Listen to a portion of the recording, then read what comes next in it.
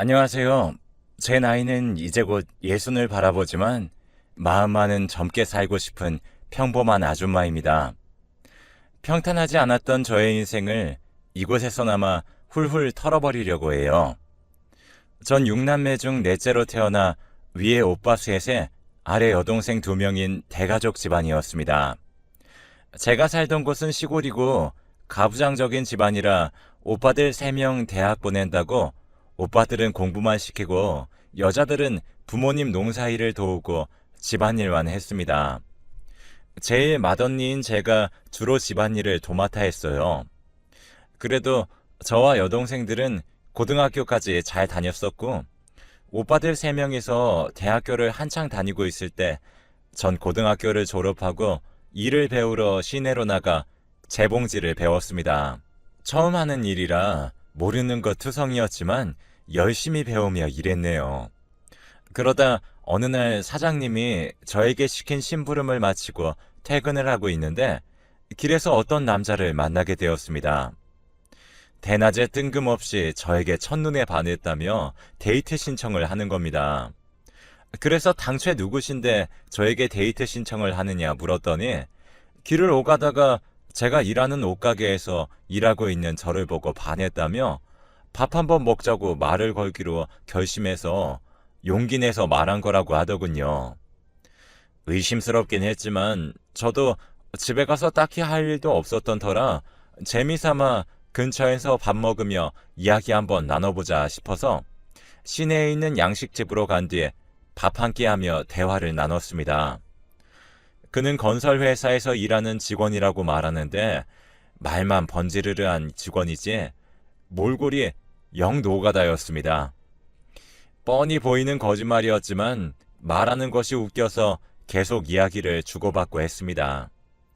그렇게 밥을 먹고 같이 다방에 가서 커피도 한 잔 마시고 집으로 돌아가는데 해가 지고 저녁이 다 돼서 여자 혼자 밤길을 걷는 것은 위험하다며 우리 집까지 데려다 주었습니다. 이런 다정한 기분은 처음 느껴봐서 점점 호감이 갔습니다.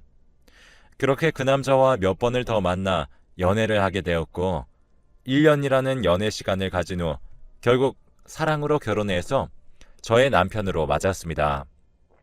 이제 평생을 함께 행복할 줄 알았는데 어느 날 남편이 일하고 있던 건설 회사에서 건물 설계하는 사람이 그만둬서 사람을 구해야 되는데 사장님은 남편 보고 설계일 해보는 게 어떻겠냐고 사장님이 제안을 했다는 겁니다.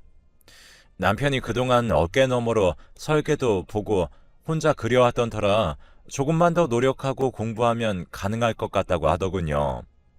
그러면서 사장님은 제 남편에게 동업을 제안했고 저는 사업하는 사람들은 돈을 많이 번다는 인식이 있었기 때문에 무조건 하라고 남편을 밀어주었죠. 그렇게 남편은 건설적으로 사업을 시작했고 그의 설계도로 건물 하나가 뚝딱 지어지는 것이 너무 신기했어요. 그때부터 저희 가정은 금전적으로 여유가 많이 생기면서 나름 행복하게 지낼 수 있었답니다. 그러다 저는 임신을 했고 첫 딸을 낳았습니다. 그때 당시에는 아무나 받지 않는 산후조리까지 받아가며 남편의 덕을 많이 보았죠. 저도 그만큼 남편 뒷바라지 열심히 해주었고 나중에는 남편이 독자적으로 건물 회사도 차려서 처음 벌인 사업이 소형 원룸을 짓는 것이었는데 원룸 건물을 지어서 돈 좀 있는 사람한테 윗돈을 주고 매각하고 한 번 이렇게 한 때마다 몇 억씩 벌다 보니 1년이 수십억을 벌더군요. 저는 그때쯤 둘째 딸도 낳았고 그 당시 저희 가족은 시골 바닥에서 성공한 100억대 부자로 불렸습니다. 집에 돈이 많으니 모든 것이 여유가 있었고 저는 이왕이면 남편 사업을 물려받게 아들이 하나 있었으면 좋겠다라고 생각해서 조금 욕심내면서 둘째를 낳자마자 제대로 몸조리도 못하고 임신을 했다가 그만 셋째 아이를 임신 중에 유산한 적이 있었어요. 그 당시 상실감도 컸고 몸도 마음도 너무 힘들었지만 남편이 사업으로 바쁜데도 비싼 한약도 지어주고 큰딸 작은딸도 아직 어리니 천천히 아들을 갖자며 위로해주고 다독여주니까 생각보다 금방 극복할 수 있었습니다.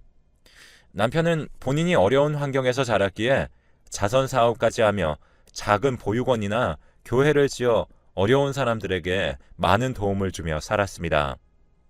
입양기관에도 정기적으로 후원도 하고 지역적으로도 신뢰를 받는 기업이 되어가고 있었고, 그렇게 두 자매와 우리 부부가 너무 행복한 와중에 막둥이 아들을 임신하게 되었습니다.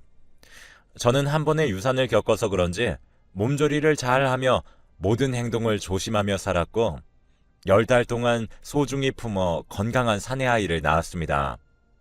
남편이 아들 낳은 기념으로 저를 위해 온 동네 잔치를 열었을 정도로 크게 기뻐했는데 저도 원했던 아들이라 생각해보면 그때가 제 인생에서 가장 행복한 날이었네요. 애들이 고등학교를 입학한 후에는 난생 처음 도시에만 있다는 백화점까지 가서 애들이랑 같이 쇼핑도 하고 명품 가방을 몇 개씩 구매했는데도 돈이 모자라지 않을 정도로 유복하게 살았고, 저는 그 지역 돈 많은 집 사모님들하고도 어울려 다니며 모임도 다니고 그랬네요.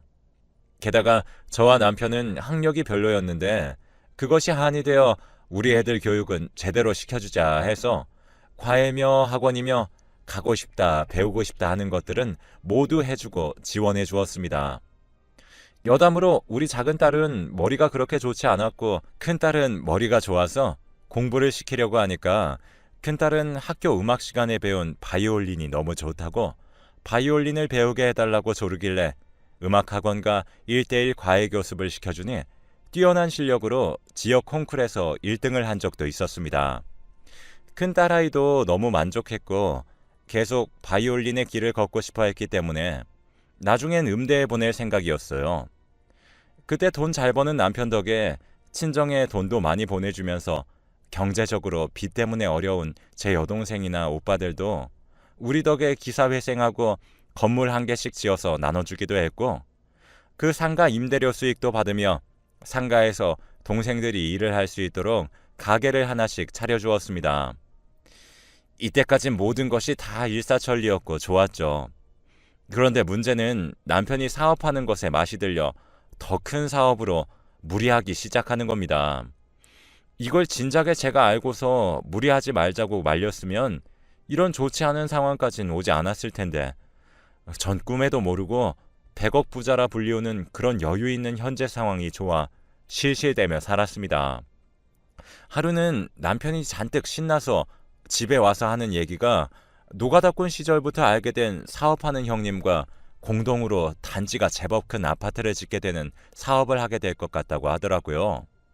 그래서 큰 돈이 필요해 여기저기 투자를 받아야 한다길래 저는 직감적으로 괜히 걱정되는 마음에 여보, 이 지역 건물이 거의 당신이 지은 게 대다수고 우리가 살고 있는 건물이며 아파트도 땅값 많이 올라서 대대손손 먹고 살 걱정 안 해도 될 것 같은데 너무 무리하는 게 아닐까? 그러다 잘못되기라도 하면 이라고 했고, 남편은 무슨 소리야, 남자가 인생 한번 살면서 대업 하나 정도는 이뤄야 남자지, 여보 걱정 마 라더군요. 제 남편의 능력은 믿지만 그동안 쉴 틈 없이 달려왔고 이제는 좀 쉬엄쉬엄 일을 했으면 좋겠다고 생각했거든요. 그리고 그동안 했던 사업과 다르게 동업이라는 것이 조금 찝찝해서 좋게 설득을 하려고 했지만 이미 상황이 진행되고 있었기에 더 이상 말릴 수 없었습니다. 그 후 남편은 평소보다 더 바빠져서 집에 있는 시간보다 바깥에 있는 시간이 더 많아졌고, 저는 아이들을 키우고 교육하는 상황에 바빠 남편을 신경 쓰지 못했습니다. 그렇게 몇 개월 뒤 제가 모임에 있어 바깥에 나온 상황이었는데 갑자기 집에서 전화가 와서 받아보니 큰딸이 울면서 엄마, 지금 이상한 아저씨들이 우리 집에 와서 빨간 스티커를 여기저기 붙이고 있어 라고 말하는 겁니다. 저는 너무 놀라서 모임을 하고 있던 와중에 뛰쳐나가 집으로 달려갔는데 온 집안이 난장판이 되어 있는 게 아니겠어요.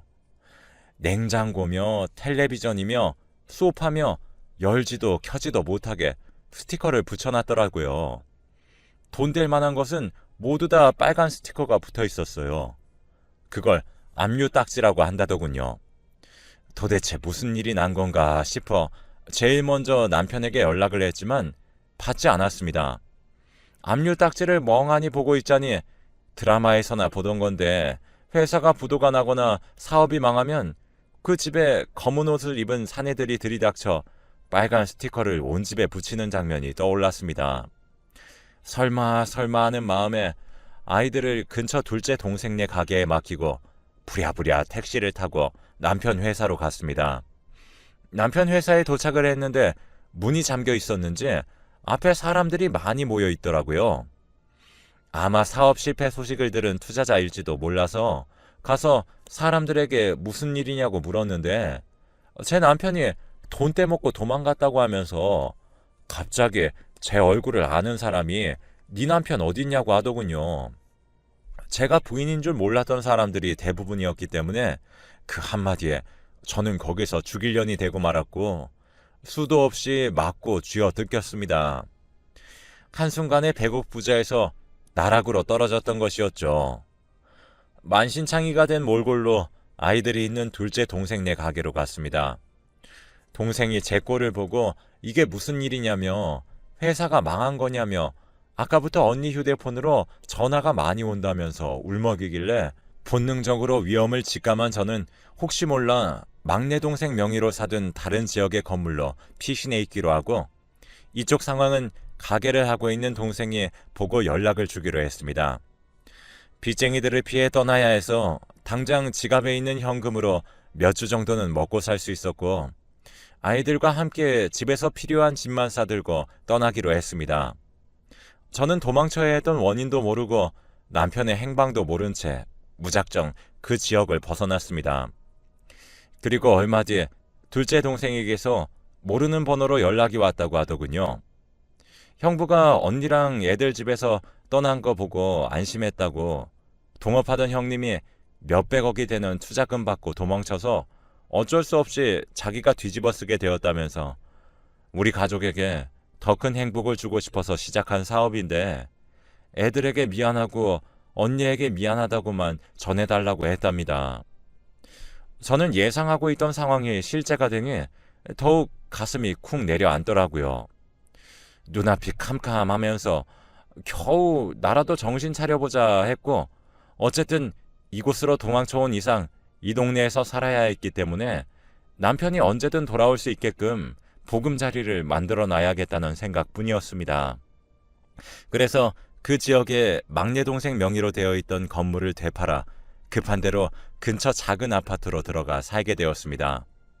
어차피 남편도 빚쟁이들을 견디지 못해 파산 신청했다고 하고 남편과 제 이름으로도 통장이든 카드든 만들지 못해 당분간은 막내 동생 명의를 빌려서라도 당장 급한 의식주나 아이들 문제까지 다 해결해야 했죠. 그리고 얼마 뒤 둘째 동생에게서 연락이 왔는데 우리 남편이 사기죄로 고소를 당해 구속되었고 결국 교도소에 갔다는 소식을 전해주더라고요. 그 소식을 듣고 눈앞이 깜깜했습니다. 몇 주 전까지 정말 남부럽지 않은 행복한 일상이었는데 맨몸에 날벼락을 맞은 것 같았네요. 저는 남편 원망을 많이 했습니다. 그렇게 교도소로 들어가면 언제 나올지 잘 모른다고 하더군요. 여러 건의 재판이 진행 중이라 사기당한 금액이 몇백억이 넘어가면 감옥에서 몇십 년을 살 수 있다고 하더군요. 최악의 상황으론 우리 애들한테까지 빚이 상속되는 일이 생길 수도 있다고 하더군요. 상상만 해도 끔찍했고 절대로 그런 일이 일어나서는 안 된다고 생각했어요. 남편도 아마 같은 생각이었겠죠. 다행히 애들은 여기서 정상적으로 학창시절을 보냈고 불행인지 다행인지 빚쟁이들이 저희가 있는 곳엔 찾아오지 않았습니다. 그렇게 몇 년을 숨어 살았습니다. 그 후 몇 년이 지난 후에 투자자들과 빚을 갚겠다는 합의를 해서 남편이 겨우 출소했다는 소식을 들었습니다. 남편이 출소 후에 일이든 사업이든 해서 투자자들의 돈을 갚기로 했다더군요. 저는 남편을 믿고 우리 가족이 있는 곳으로 올 것이라고 당연히 생각했죠. 그런데 바로 며칠 뒤에 남편의 자살 소식이 들려왔습니다. 이미 파산 신청으로 빈털터리가 되어서 삶의 의지가 없어졌던 것인지 삶이 힘들었던 것인지도 모르겠습니다. 경찰은 남편이 한강 다리에서 투신 자살을 했고 시신을 찾지 못했는데 아마 추운 겨울이라 사망했을 거라고 했습니다. 그 소식을 듣자 다리에 힘이 풀려 주저앉아 엉엉 울었습니다. 제 남편은 가족도 없이 자란 고아라 장례식에 올 사람도 많지 않았고 감옥에서 나와도 빚쟁이들에게 쫓기며 잘 나가던 한순간에 밑바닥까지 떨어지고 스스로 생을 마감한 남편의 인생이 너무 불쌍했다가 왜 하지 말라는 것을 결국 해버려서 이 사단을 냈나 싶은 생각에 화가 나기도 했죠. 무엇보다 이 소식을 아이들에게 어디서부터 어떻게 말을 해야 할지도 막막했고 두려웠습니다. 한창 사춘기를 겪고 있을 때라 어떤 식으로 받아들일지 괜히 내가 얘기해서 나쁜 학창 시절을 보내지 않을까 하는 노파심에 걱정이 돼서 망설여졌습니다. 이걸 제 사정을 잘 알고 있는 동생들과 상의를 했고 그 당시 중학생, 고등학생으로 커가는 애들이 집안의 분위기를 아예 모르고 있을 수가 없으리라 생각이 되어 아이들에게 조심스럽게 아빠의 죽음을 알려주었어요. 둘째 딸과 막내 아들은 충격으로 아무 말도 못하고 있는 모습이었고 걱정했던 대로 큰딸의 반응이 많이 격했습니다. 동생들 앞에서 울분을 토해내더군요. 아빠 때문에 내가 하고 싶었던 바이올린도 못하게 되고 잘 살고 있는 동네를 떠나온 것도 억울하고 분해 죽겠는데 다 되돌려놓고 죽던지 왜 지금 죽냐면서요. 딸의 말을 듣는 저는 가슴이 찢어졌습니다. 누구보다도 악기에 대해 애정이 있는 아이였고 분명히 능력이 있었기에 잘 키워주려 했었는데 결국은 실패했잖아요. 자식에게 죄를 지은 것 같은 기분이었고 점점 삶의 의지가 사라졌습니다. 딱 죽고 싶은 심정이었어요. 정말 나쁜 생각이 날 땐 애들 다 버려두고 혼자 죽고 싶더라고요. 그렇지만 저는 엄마였고 살아야만 했어요. 그래서 울며 겨자 먹기로 견디기로 결심했습니다. 남편이 죽었으니 내가 애들은 먹여 살려 키워야 했기에 아줌마가 할 수 있는 일은 다 한 것 같아요. 식당 서빙일, 주방일, 청소부 등 그 옛날 젊었을 적 재봉일을 배워 먹고 살았던 시절로 돌아간 느낌이었죠. 그럴 때마다 또 남편이 생각나 서러워졌지만 별 수 없었죠. 아둥바둥 넷이서 먹고 살려고 애들 교육비를 제외하고 내가 쓰는 생활비 없이 여러 일을 하며 버는 돈은 무조건 적금했네요. 시간이 지나도 제 명의로 뭘 할 수가 없더라고요. 다행히 심성착한 막내 동생 덕에 통장이며 카드며 경제적으로 많은 도움을 받았어요. 그런데 동생이 저에게 카드를 발급해 주기로 한 날 다급하게 전화가 와서는 충격적인 말을 하는 겁니다. 언니, 놀라지 말고 잘 들어. 내가 오늘 은행 갔다가 지하철역을 내려가고 있는데 엄청 익숙한 사람이 있는 거야. 몰골이 너무 흉측하고 거지꼴이라 잘못 봤나 싶었는데 그 사람이 누군지 알아? 바로 형부였어. 얼른 가봐, 언니. 야, 너 장난치지 마. 언니, 네 형부 보내고 얼마나 힘들어했던지 알잖아. 그만해. 네가 잘못 본 거야. 언니 형부 시체도 못 찾았잖아. 사람들이 한강에 투신했다고 하면서 한번 가봐. 혹시 모르잖아. 저는 동생이 한 말을 듣고 너무 놀라 당장 남편을 닮은 사람을 봤다던 지하철역으로 갔는데 정말 남편과 닮은 사람이 있는 게 아니겠어요?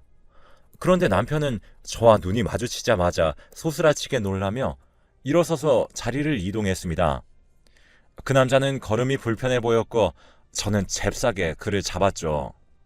저는 정말 오랜만에 본 남편의 모습에 아무 말도 할 수 없었습니다. 남편도 저에게 아무 말 하지 않더라고요.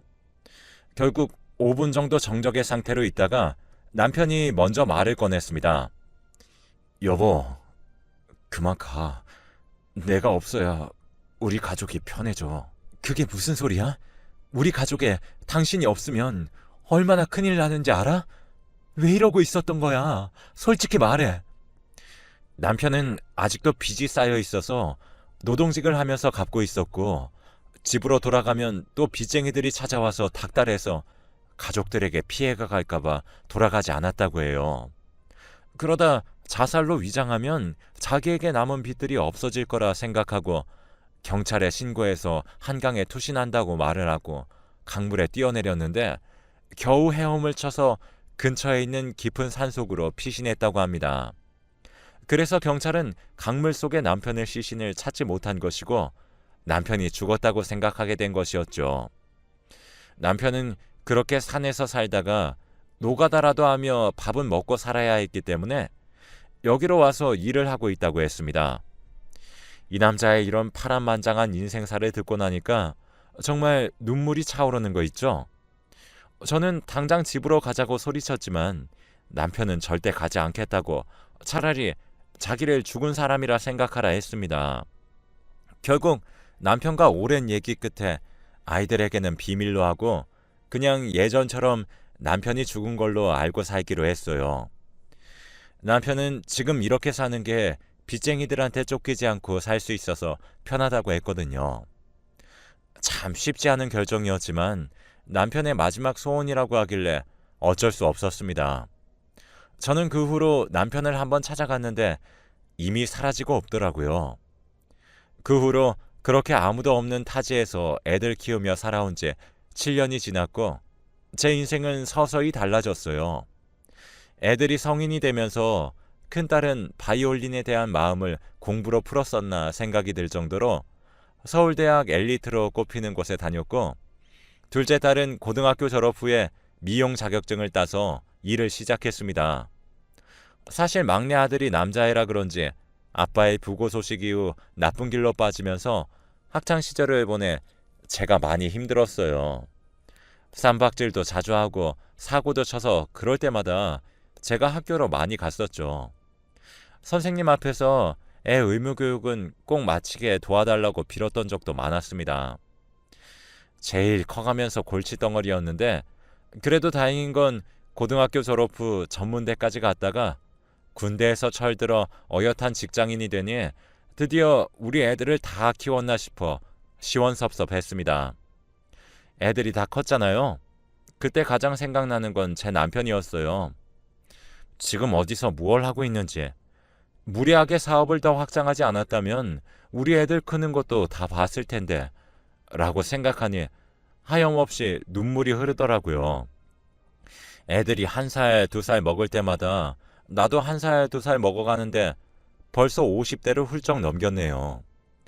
그동안 큰딸이 결혼해서 예쁜 손녀를 낳고 둘째는 타지역 미용실 점장으로 다니고 있고 막내도 제 앞가림 잘하며 직장 다니니 다들 어른이 되어 가는데도 나 혼자만 시간이 멈춰있는 기분이었습니다.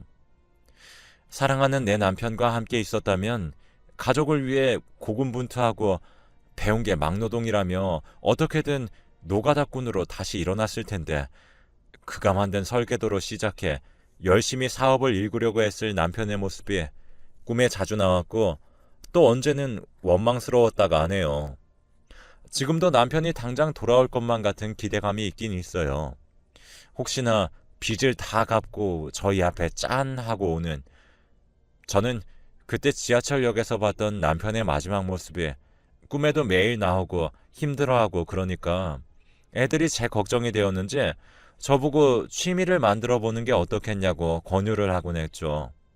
처음엔 별 생각 없다가 계속 이러다 애들 두고 남편 찾아서 갈 것 같아서 결국 밖으로 나가 취미로 노래교실을 다니기 시작했어요. 이상하게 그곳에만 오면 항상 즐겁고 신나고 새 사람이 된 것 같더라고요. 그때만큼은 남편 생각도 나지 않고 예전 행복했었던 날의 느낌을 받으며 노래교실을 가는 날만 기다리면서 살게 되니 하루하루를 행복하게 보내게 됐죠. 그걸 시작으로 알게 된 동네 언니, 동생 따라서 등산 모임에도 몇 번 참석하고 그러다 보니 아는 아저씨, 아줌마들도 많이 생기고 친해지면서 그들의 사연도 듣다 보니 저만큼 별난 인생 산 사람 투성이었습니다. 아닌 것 같아도 그런 데서 위로를 참 많이 받아가더라고요. 이 글을 적어내려가는 이유가 있습니다. 이제 더 이상은 남편에 대한 그리움에 얽매여 살지 않으려고 노력하려고요. 지금도 어디선가 남편은 남편 스스로의 인생을 잘 살고 있겠죠. 제가 알던 남편은 아마 빚을 다 갚고 저희 가족 앞으로 다시 올 게 뻔해요.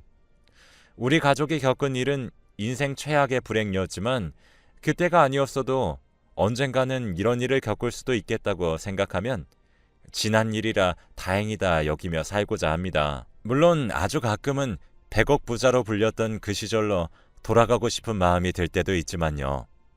그래도 지금 이대로 애들과 충분히 좋은 시간을 보내고 있다는 걸로 만족합니다. 지난날 아픔을 훌훌 털어버리고 남은 인생 행복하게 살아도 되겠죠. 나중에라도 남편을 보게 되면 그때 모든 원망과 서러움, 그리움 토해내도록 하고 남편은 아마 멀리서라도 우리 잘 사는 모습을 지켜보고 있다고 생각하렵니다. 제 신세 한탄 들어주셔서 정말 감사하고 항상 좋은 일만